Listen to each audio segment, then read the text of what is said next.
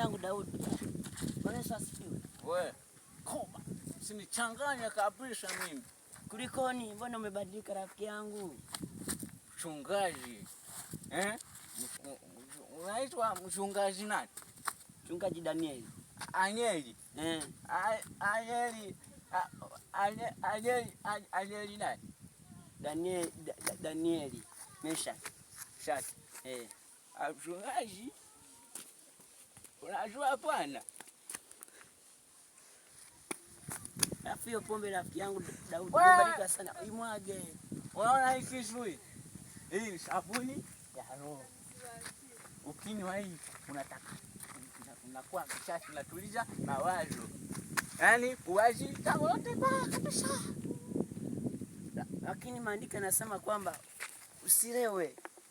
Imeandikwa hapa, wakati imeandikwa yaani pombe wakati imeandikwa kunywa kidogo. Sasa sisi tunakunywa kidogo. Hapa sijani. Nimeelewa tu kichwa mchungaji. Lakini kumbuka huo ni mkojo wa shetani huo. Mkojo wapi wewe? Uliona wapi wewe? Uliona wapi? Unakunywa mkojo wa shetani. Rafiki yangu, Yesu anakuhitaji. Acha pombe.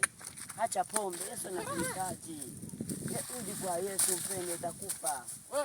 Utakufa usipokoka kabisa mimi. Usipokoka utakufa. Usinichanganye. Utakufa mpendwa.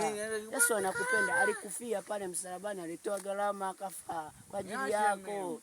Alipigwa kwa ajili yako. Yesu anakuhitaji mpendwa. Rudi kwa Yesu mpendwa. Yesu anakupenda mpendwa. Rudi kwa Yesu. Rudi kwa Yesu. Rudi kwa Yesu. Rudi kwa Yesu, anakupenda, anakupenda mpendwa. Anakupenda. Anakupenda sana mpendwa. Mchungaji, unajua umeshanikera.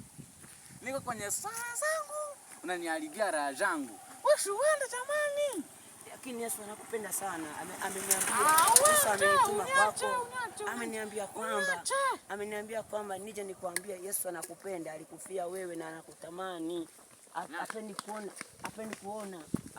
Apendi kuona ukienda na shetani motoni.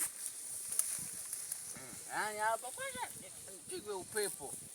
Watu hapa nikinywa tuliza mawazo, natoa kwanza mawazo yangu. Leo rafiki yangu Daudi. Tumetwende kanisani. Leo rafiki yangu Daudi, nikuulize swali, ukifo unaenda wapi? Si unaenda motoni wewe?